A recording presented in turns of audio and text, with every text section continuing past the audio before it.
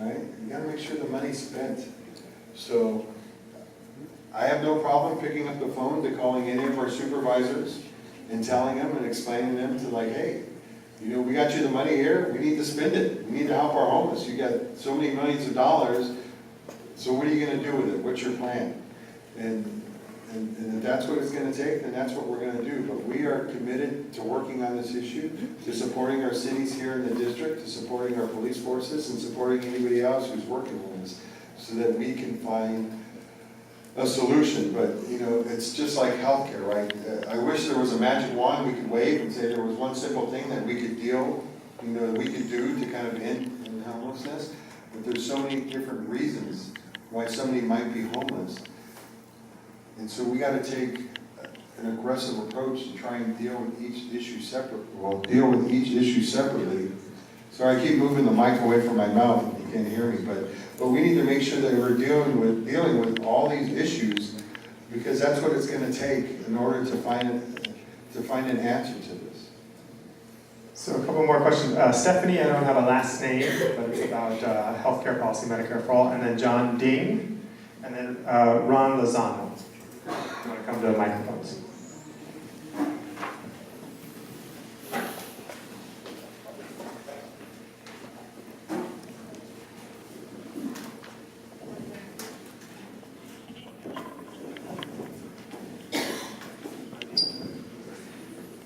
Good to see you again. How you doing, Ron? All right.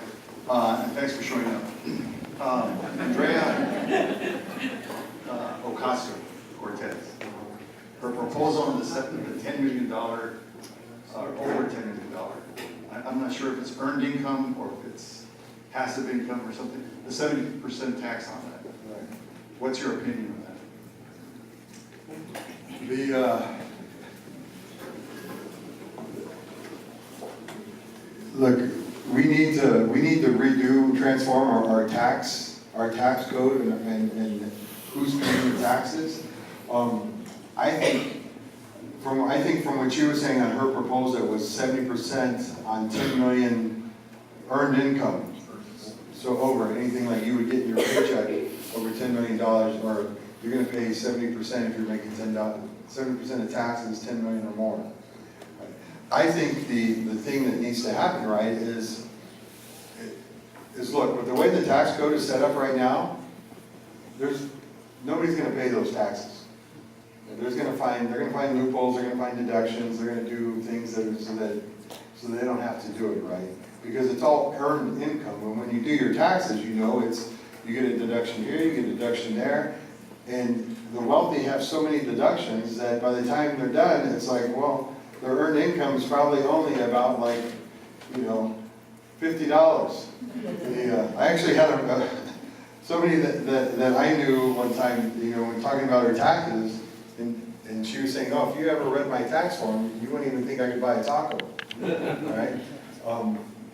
I think what needs to be done really is taxing the income overall, and I don't think it needs to be 70%, right? But Warren Buffett has kind of said many times that he pays taxes at a way lower rate than his secretary, who he's giving a salary to, and she's probably making a pretty good salary. You know, I'm sure she's working for Warren Buffett, she's busy, and I wouldn't say her salary maybe is probably in 6 figures. I would pretty much probably guarantee that it is. And she's probably getting taxed at probably at the highest tax rate, somewhere between 35 and 39%. But Warren Buffett, who probably doesn't get a paycheck, right? All his earned income is coming through investments. His tax rate's only about 16, 17%. So I think that's where we need to make the difference and where we need to make the change. Yeah. Hi, my name is John, and so like right after you won the election, you signed a pact with, I believe, Linda Sanchez and Katie Hill on not voting for Nancy Pelosi for new House leadership. But on your first day in the House, you voted for Nancy Pelosi. May I ask why? So Katie Hill was not on that. Katie Hill wasn't on that letter. So, but Linda Sanchez was, and there were several other members too that were on the letter that we signed. And they actually started that before I got elected, and then I joined on afterwards. But I've always advocated, and I said this during the campaign, is that I thought it was time for new leadership, it was time for new voices to be heard in the Democratic caucus. And that's happening right now. Right now, amongst the leadership in the Democratic caucus, there are more people that have never served in leadership before that are on the leadership team than have ever been before. Right? So, the other thing why we kind of made the reversal, right, or like I said, I never said that I would not vote for her. What happened later on was that she made a commitment to, as part of this, was that the leadership roles, there should be term limits on the leadership roles in the House of Representatives. So the Republican side, the Republican caucus, they actually have term limits. So they can only serve as a committee chair for so many years, so many terms. That doesn't happen on the Democratic side. So somebody could technically be, once they become a committee chair, can be that committee chair for 30 years. That doesn't really leave a lot of room for people to kind of move up and to kind of to hear those new voices and to hear change. Two things that Nancy Pelosi, that she committed to, was to go and to advocate for these term limits, for actually to bring it up for a vote at the caucus so that we can put term limits on the committee chairs. But the other thing that she also committed to do was to advocate, and she said she's going to hold by it by herself, was to commit the leadership, the three top leadership roles, which is Speaker, Majority Whip, and Majority Leader and Majority Whip, so also that they would abide by term limits. And she's committed to that, even if it doesn't pass, and that vote is probably going to be taken up for a caucus, up for a vote. And at the next meeting, probably in about a month, we were kind of waiting to get through all the shutdown stuff before we bring that up at the caucus meeting. But once she's committed to stand by those rules, whether it passes or not, and what that rule change would be is that she would finish her term here, and if she wanted to run for another term, she could run for another term, but she would need 2/3 of the caucus in order to stay in leadership. And so that was why I decided, because of those commitments that she made, the commitment to new leadership, was why I decided to vote for her.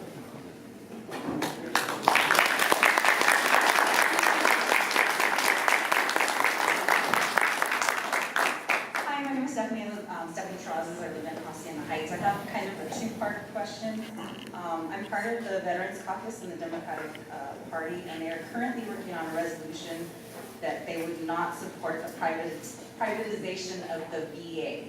Right. I want to know your thoughts on that. My second question is, do you plan on supporting HR or sponsoring HR 676 Medicare for All? So the first one's an easy one. I agree with them, right? We shouldn't privatize the health care for our veterans in the Veterans Department. And actually, I am going, so I get to, here's clap for that. So here's a little exciting news for me. Well, maybe not so exciting, but I'm actually get to go to my first trip to the White House as a congressman on Tuesday. And it is in regards to veterans issues, where I think they are going to make their pitch to us to hey, this is why we need to privatize veterans health care. But yeah, I am with you on that. We don't need that. And so I am not going to, I support, like you said, the caucus here in the state to go that, and we need to make sure, look, government does do some things great. And it doesn't, some things maybe not so great, right? And my dad gets his health care from the VA, and we've actually visited a VA hospital, and the veterans, they're happy with the service that they're getting there. They're getting good health care. And what happens when you go and visit a veterans hospital, they're going to look at you from head to toe. Now you can go there for a common cold. When you first go there, you might say, oh, well, I got my arm kind of hurts, and maybe I got a headache. But when they look at you, they're going to look at you from head to toe and find out what's wrong with you. And it's not just about dealing with an issue is that you're visiting for, but they're going to go and it's a holistic approach. When my dad first started going to the VA, he went there for diabetes, which he was a side effect from Agent Orange that he was exposed to during Vietnam. But a totally unrelated issue that he didn't even go there to seek for is they found out, they sent him to the psychiatrist, and it's like, oh, well, you know what? You're suffering from PTSD as well. That's not going to happen, if it's privatized. So, Another part of my question? yeah, to get to that. Okay. Get to that. So the Medicare for all, like I said, right now, it's not going to pass. You need, it would be great if we passed the House, but it's not going to pass the Senate, right? And the president's never going to sign it. So, like I've said, I said through the entire campaign, and I continue to say now, my priority is to do what we can do best right now. And that's protecting those, that's protecting the affordable, protecting Obamacare, ACA, yeah, protecting ACA, and not letting them chip away at it anymore and taking more health care away from people, protecting those with pre-existing conditions. That is what we can do now to protect health care. Maybe we can pass the Medicare option, but, as of right now, and I know a lot of people don't want to hear this, but Medicare for all is not going to pass, the House is not going to pass the Senate, and the President is not going to sign it. So we need to keep working on what we can work on, and then keep building towards that program. I'm holding a Medicare for All Barnstorm event in Hacienda Heights. You're more than welcome to come as well as everyone here. So we can help you get that passed, HR 7676. All right, thank you. So we have a question, we have a couple minutes left, so we'll open it up to people who want to raise their hands. We have one about what's your take on the Muslim ban? Will you stand against it as our Congressman? The Muslim ban, whether, that's just another example of what the president is trying to do it's just another example of his attack on people of color. Whether it's the Muslim ban or whether it's trying to build this wall, this country is built on diversity. It's built on inclusiveness. Immigrants.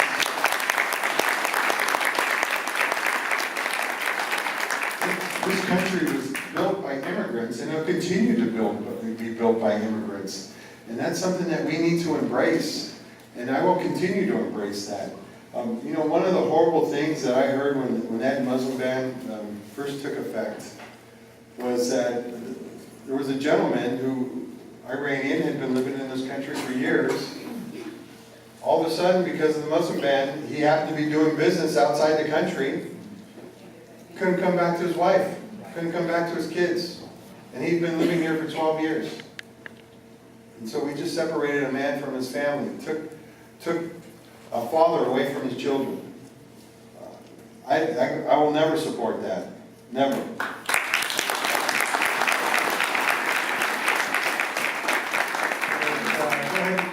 You want to pick a few people who have got hands raised? Yeah, when are you going to meet with the angel moms? The angel moms are moms who have children that have been killed by illegal aliens. They're all over Washington, D.C. Nancy Pelosi called her security detail on when they tried to meet with her. If they want to come by my office, I'm more than happy to meet with them. Okay, I'll send you an invitation.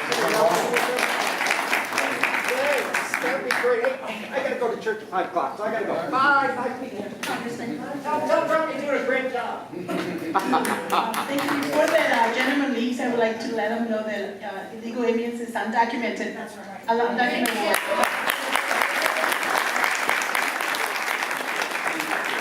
Kind of ran out before the other part is that we know, right, that when you look at the data, when you look at the numbers, the undocumented committee commits crime at a way lesser rate than the regular population.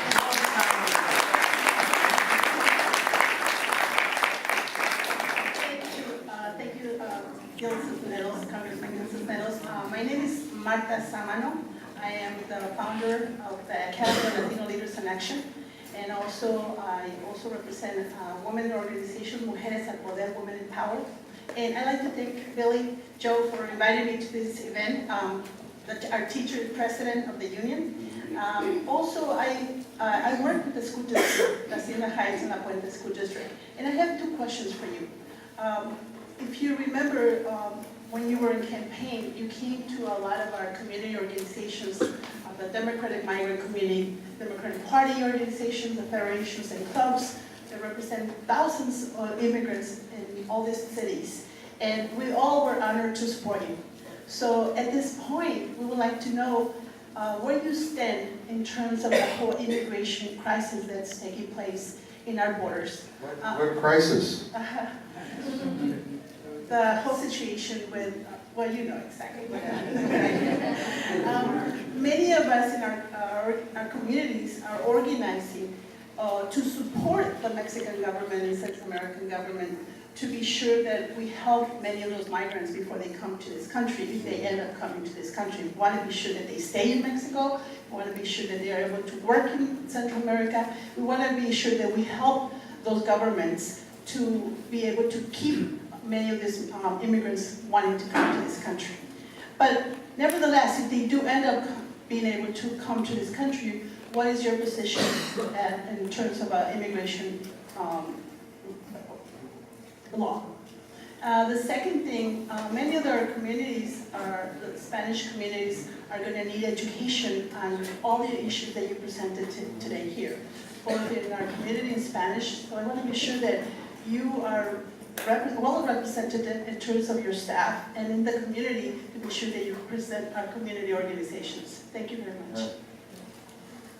So, like I've always said, we have one of the most diverse districts here in the country. There's multiple languages. Daphne here is here on our staff. Daphne is bilingual, speaks Spanish and English. Jocelyn is there in the back. Jocelyn speaks English, Mandarin, Cantonese, two other languages, and too many to remember. We're still currently looking for somebody that speaks Korean as well, because we know there's a large Korean population as well as part of our district. But, you know, we want you to be able to come and to converse with us, and, you know, if you feel more comfortable talking your native language, then we want to have make sure that somebody's there that can speak to you in your language. And so we're committed to doing that. As far as like supporting, you know, our immigrant communities, you know, I was just last week when I was here last week, and we took some time out and we spent with some of those that were here with TPS, that are here on TPS. You know, speaking to those adults that have children that are DACA students. So, you know, we're going to continue to be committed to those communities to make sure that we support them. And, you know, I think kind of what you're doing there is a good work. It's not only really giving people the support, you know, there that are coming, but also, you know, we need to invest in those countries, right? We need to help build up their infrastructure. We need to make sure that they have, you know, the means and the capability to support their citizens so they can get good paying jobs there and that they'll stay there, and to make sure that hopefully they're less violent, and to really give them a chance so they can stay in their home country.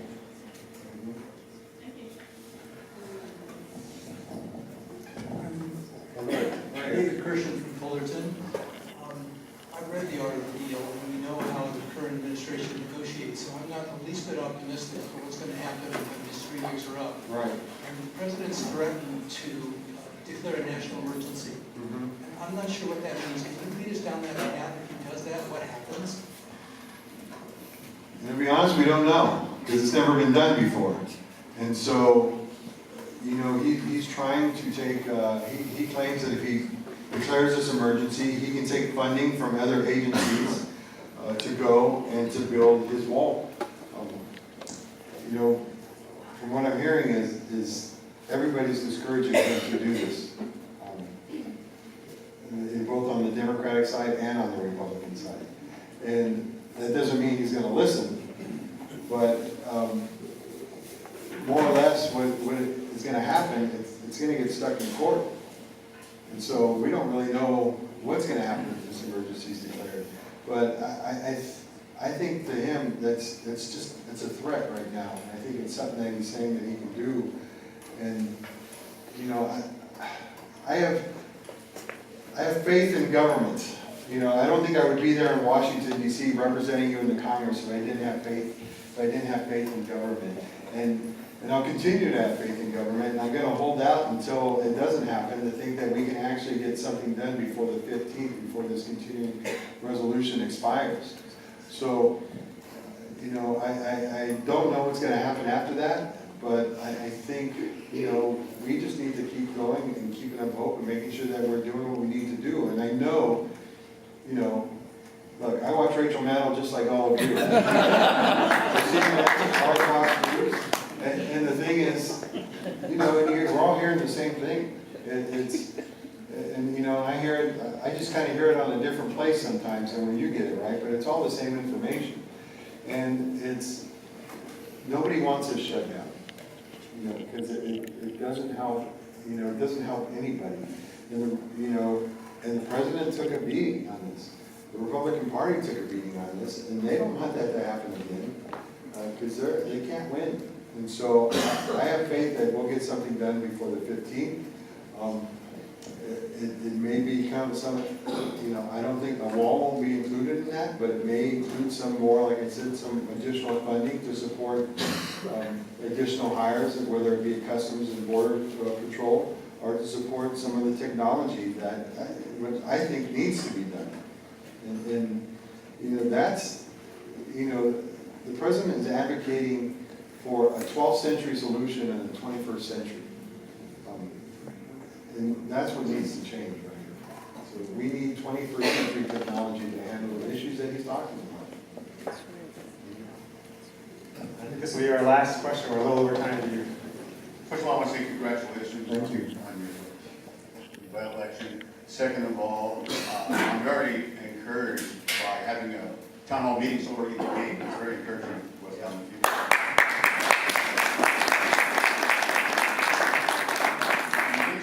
I'm a 42-year resident here in Hacienda Heights, and I'm also a member of the Gabrielino Baptist Indians Chiefs Nation. We're the forgotten people of Native Americans. Even though we're not quite federally recognized, there are a lot of issues at the federal level that affect non-federally recognized tribes as well as the federally recognized tribes. We can count on you to help us go through some of these issues. There's issues about imposters who are mishandling our human remains of our ancestors. We're also taking away our cultural resources that are found. But we've gone to NACRA, to the office of NACRA, and they don't seem to help us. They don't, because they think there's imposters out there, and they think it's a splinter group, and it's not a splinter group. They don't want to get involved with tribe versus tribe issues. They think that's a tribal conflict, but it's not really a tribal conflict. It's a tribe versus imposters. We have nothing to do, have no rights, have no business getting involved with the true Native Americans. So we want to get involved with you. We'd like to meet with you. In fact, on the 16th, I'm going to encourage our tribal chairman to come out and meet with you, and maybe we'll meet with Martin, or we'll be friends with Martin to sit down and discuss some of these issues. No, we have treaties with a lot of the Native American nations, and we need to abide by those treaties. And we need to make sure that we are taking care of our Native American population. There are a lot of issues where the government is basically, they've done you wrong, and that needs to change. And I'm looking forward to working with Raul Ruiz. I know he's been a big advocate there in the Coachella Valley, and the current congressman. Working with him, he leads the Native American caucus. We have 2 Native Americans now that have just been elected to the Congress. So I know they will lead on these issues regarding the Native Americans, and I plan on working with them to make sure that we support our Native American nations. Thank you. So we've reached time. This is our first one. We don't actually really have a planned dismount. So So hey, I'll close it here.